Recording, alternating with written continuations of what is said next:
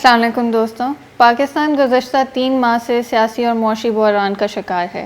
ایسے میں پاکستان کی اشرفیہ آپس میں لڑائی جھگڑے میں مصروف ہیں. لیکن پاکستان کے وہ شہری جو بیرون ممالک میں مقیم ہیں وہ آج بھی ان پاکستان کے لیے پریشان ہیں اور ان کے دل پاکستان کے لیے دھڑکتے ہیں. ایسی ہی ہماری ایک دوست ربینہ فیصل جو کہ مشہور شاعرہ ہیں اور ان کی شاعری میں پاکستان کی محبت کی عکاسی ہوتی ہے. آئیے ربینہ سے پوچھتے ہیں کہ پاکستان کے موجودہ صورتحال کے بارے میں ان کی کیا رائے ہے. آپ پہلے یہ بتائیے کہ آپ جب پاکستان میں تھیں تو آپ کا بینکنگ سیکٹر میں بہت اچھا کریئر تھا. پھر ایسا کیا ہوا کہ آپ کو پاکستان چھوڑ کے کینیڈا شفٹ ہونا پڑا؟ جو کریئر کی آپ نے بات کی واقعی بہت اچھا تھا. اس زمانے میں جابس بڑا مسئلہ تھا, مل گئی, لیکن آنے کا فیصلہ کیوں کیا وہ بھی ہم جیسے محب وطن لوگوں نے. وہاں پر میں نے یہ دیکھا, جب برانچز تک تو ٹھیک تھا, لیکن ایک دفعہ جب میری ہیڈ آفس ٹرانسفر ہو گئی تو میں نے وہاں پر دیکھا کہ وہ لوگ جو ہم سے بہت پیچھے ہیں ایجوکیشن میں, ذہانت میں, ہر چیز میں, وہ لوگ کیسے, خاص کر کے کچھ خواتین تھیں کہ کیوں ان کی مرضی سے سب فیصلے ہو رہے تھے. تو یہ چیز مجھے سمجھ میں نہیں آئی. پھر مجھے لگتا تھا میں تو پڑھائی میں بہت اسمارٹ تو چیز ہوں, تو مجھے فوراً سے فوراً وہ مل جائیں گے, پروموشنز ملیں گے, انکریمنٹس ملیں گے. ایسا کچھ بھی نہیں نظر آ رہا تھا. تو اور پھر جب پہلا بچہ میرا پیدا ہوا تو پھر میں نے یہ سوچا کہ ہم دونوں کی سیلری ملا کے, کیونکہ میرے ہسبینڈ, میں کا لفظ اس لیے یوز کیا کہ وہ پہلے سے ہی پاکستان سے نکلنا چاہتے تھے, میں نہیں چاہتی تھی. تو پھر میں نے ہاں کہا. میں نے کہا اب اس کی ایجوکیشن کے ہم پیسے جو ہیں وہ سارے اکٹھے کر کے دونوں کی وہ دیں گے کہ باقی خرچے پھر کون کرے گا اگر ہم اس کو اچھی ایجوکیشن دینا چاہتے ہیں. تو یہ دو چیزیں تھیں, ایک تو کرپشن بہت زیادہ, اور میں یہ اس زمانے کی بات کر رہی ہوں 2000 کی, اس سے پہلے کی. ہم ادھر آئے ہیں 2000 میں, تو اب سوچ رہے 98 میں نے یہ ڈیسیجن بنایا ہوگا. میرا بیٹا پہلا 98 میں پیدا ہوا. اس وقت اگر ہم یہ سوچ رہے تھے تو اب کیا لوگوں کے وہاں پہ حالات ہوتے. تو یہ وجہ بنی. ربینہ, آپ یہ بتائیے کہ ابھی آپ پاکستان میں تو نہیں رہتی, لیکن اس کے باوجود آپ کا اور آپ کے بچوں کا دل پاکستان سے جڑا ہوا ہے. اس کی کیا وجہ ہے؟ اس کی ہمیں بہت کہا جاتا ہے, اس پہ میں نے پورا ایک دفعہ نہیں بہت دفعہ کالمز پہ لکھے ہیں, اپنا بلاگ بھی بنایا ہے, کہ اوورسیز پاکستانیوں کو باقاعدہ اور خاص کر کے لکھنے پڑھنے والوں کو ڈسکریج کیا جاتا ہے معاملات میں دلچسپی نہ لیں. ایسا ہو نہیں سکتا. جب ہم یہاں پہ رہتے ہیں اور ہم یہ دیکھتے ہیں, آپ کو پتا ہوگا کہ گاندھی بھی 21 سال جب باہر ساؤتھ افریقہ رہے تھے اور جب وہ واپس گئے تو ان کو پتا چلا تھا کہ ہمارے ساتھ ہو کیا رہا ہے, اور جو ریسزم نے باہر دیکھی وہاں پہ وہی ان کو اپنے ملک میں نظر آئی. اور اسی طرح جو بھی ایون عمران خان کو اگر ہم دیکھتے ہیں, اگر یہ باہر کے ملکوں میں نہیں جاتے تو ان کو کہاں سے پتا چلنا تھا کہ یہ سب ہو رہا ہے. اور یہ سوچ تب آتی تھی کہ یہ جو ہم غلام ہندوستان میں رہ رہے ہیں اس لیے باہر کے ملکوں میں بھی ہماری عزت نہیں ہے. سیم یہی فیلنگ ہمارے اندر آتی ہے کہ اگر ہمارا ملک ٹھیک نہیں ہوگا, اگر ہم غلام پاکستان میں پاکستانی ہیں تو ہماری کیا عزت ہوگی. تو وہ 3.5 سال جو عمران خان رہا, کچھ سر اٹھا کے, جیسے کیڑے چل رہے ہوتے ہیں نا, تھوڑی ہمارے اندر یہ آئی کہ ہم سر اٹھا کے بھی چل سکتے ہیں. یہ چیز ہمارے بچوں نے بھی فیل کی. اب جب یہ رجیم چینج کا سارا ایشو ہوا اپریل کے بعد سے, تو آپ سوچ نہیں سکتے کہ ہمیں جو لوگ پاکستان کے دانشور اور سو کالڈ رائٹرز ہمیں کہتے ہیں کہ آپ لوگ کیوں پاکستان میں دلچسپی لیتے ہیں, ہمارے بچے لینے لگ گئے. انہوں نے کہا کہ ہمارے جو اسکول میٹس ہیں وہ ہم سے پوچھتے ہیں کہ یہ کیسے ہو سکتا ہے کہ ایک جو جس پہ کرپشن کے چارجز ہیں وہ آپ کا پرائم منسٹر کیسے ہو سکتا ہے. تو پاکستان ایسا ملک ہے. پھر دوسرا یہ کوشچن آتا تھا کہ ہم اپنے فیصلے خود کیوں نہیں کر سکتے. یہاں کے بچوں کو یہ سینس ہے کیونکہ انہوں نے سب پڑھا ہوتا ہے, ان کو پتا ہے کہ امریکہ کا کیا رول ہے. یہاں پہ جو لیٹن امریکنس ہیں کنٹریز, دنیا میں جہاں بھی چینج ہوتی ہے امریکہ کا کیا رول ہے, وہ اس کو سازش نہیں سمجھتے. ان کے نزدیک یہ ریالٹی ہے.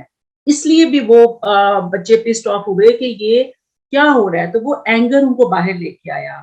اگر آپ یہاں پہ ہوتے اس وقت جب یہ پروٹیسٹ ہوئے ہیں, تو ہماری ایج کے لوگوں سے زیادہ ینگ بچے تھے وہاں پہ جو کہ پاکستان کی پالیٹکس میں دلچسپی لے رہے تھے. اور ہم کچھ ایسے بچوں کو جانتے ہیں آپ جو اس وقت یہ کہہ رہے تھے اپنے پیرنٹس کو کہ ہمیں پروٹیسٹ میں ہمیں جانا ہے. ایون 25 مئی والے پروٹیسٹ میں جانے کے لیے یہاں سے لوگ بچے تیار ہو رہے تھے. پاکستان میں اب جو حالات ہیں اور جو ابھی 17 جولائی کو ضمنی انتخابات میں پی ٹی آئی کو غیر متوقع کامیابی حاصل ہوئی، اس پہ آپ کے اور آپ جیسے جو کینیڈا میں پاکستانی موجود ہیں ان کے کیا جذبات ہیں؟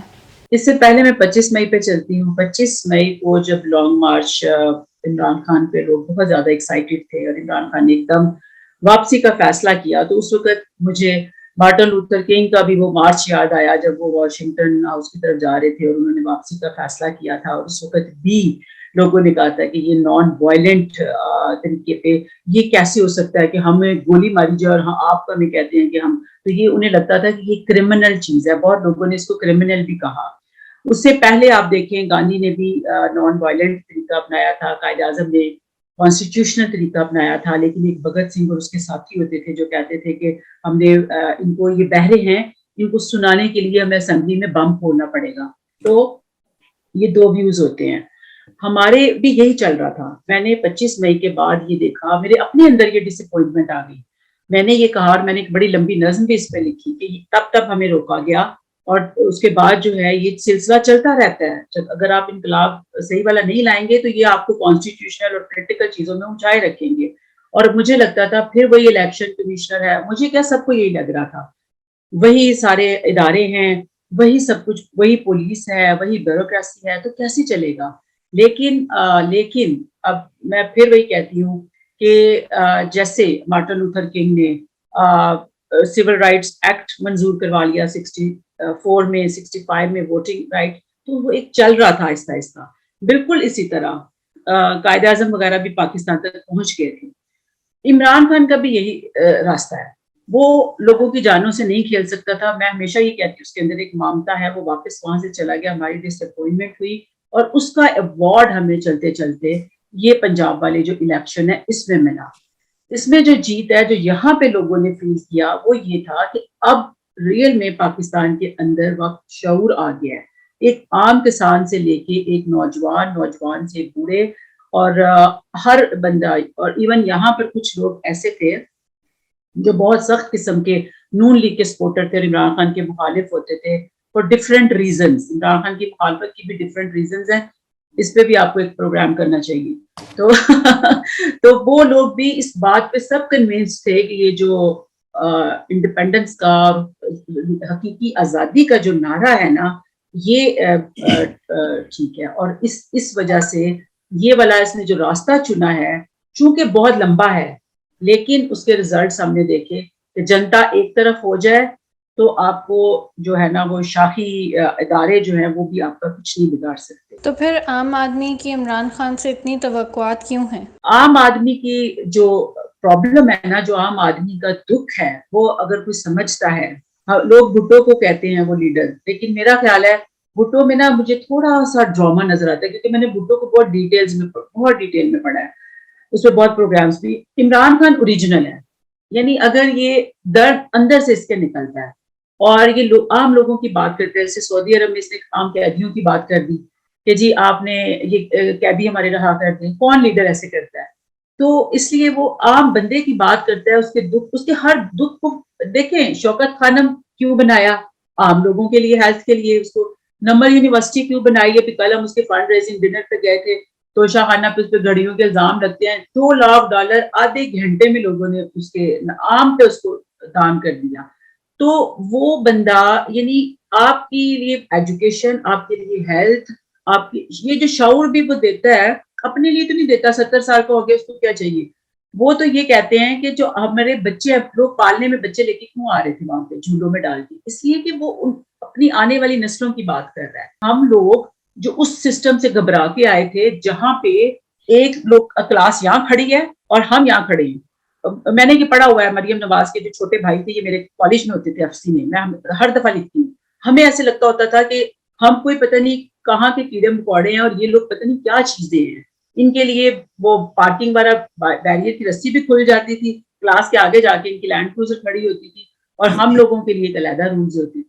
تو یہ ڈبل سٹینڈرڈ جو عمران خان چیختا رہتا ہے نا ایجوکیشن میں، کہ سب کی زبان ایک ہونی چاہیے، وہ سب ہماری باتیں، اس لیے ہم اس کو لوگ ریلیٹ کرتے ہیں زیادہ. دوستو آپ نے روبینہ فیصل کی گفتگو سنی اور اس سے آپ کو اندازہ ہو گیا ہوگا کہ پاکستان کے شہری چاہے دنیا کے جس کونے میں بھی مقیم ہوں ان کے دل پاکستان کے لیے دھڑکتے ہیں اور پاکستان کے لیے وہ ہر وقت کوشاں رہتے ہیں کہ وہ پاکستان کی ترقی کے لیے کام کریں۔